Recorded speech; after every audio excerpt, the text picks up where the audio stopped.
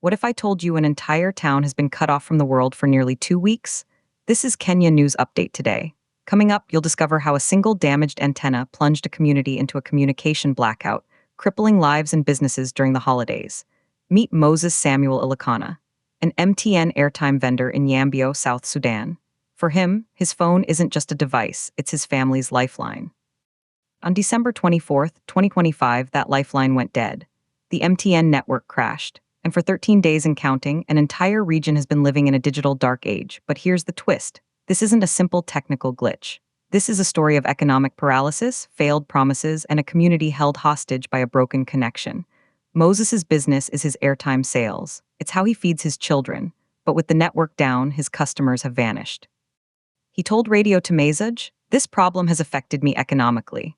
Airtime sales are how I support my family, but customers have disappeared because the network is not working." He's not alone. A farmer from Soraboma, who was too afraid to give his name, revealed the terrifying reality. Families can't coordinate. They can't report emergencies. Communication between town and villages has become impossible, and business is suffering because everything depends on phones. But here's what nobody's talking about: the scale of this disruption. This isn't just Yambio. Madir Martin Ngorou, chairperson of the Information and Telecommunication Committee, says trade and communication beyond Yambio are shattered. Traders can't coordinate with the capital, Juba, or with partners abroad.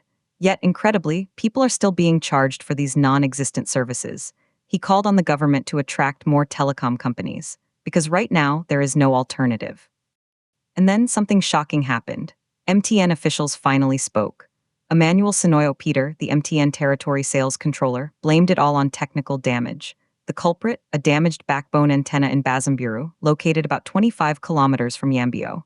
This single point of failure took down the entire network. His message to desperate customers? Be patient. But patience is a luxury when your livelihood is evaporating. Here's the part that will blow your mind. The acting Minister of Information, James Abdullah Arona, said engineers are on the ground. He promised, from tomorrow, the engineers will restore and stabilize the network. But that promise was made on Monday, and we're now on day 13. So what does this mean for the bigger picture? MTN is a telecommunications giant, a multinational powerhouse headquartered in Johannesburg. They entered the South Sudanese market in 2011, the very year the country gained independence. They promised nationwide service, but this story reveals a fragile system. One damaged antenna can isolate thousands. Some say it's just bad luck, a technical fault. Others see a deeper failure of infrastructure and accountability in a region that depends on this connection for survival. But if a company this big can't fix a single antenna in 2 weeks, what does that say about our reliance on them?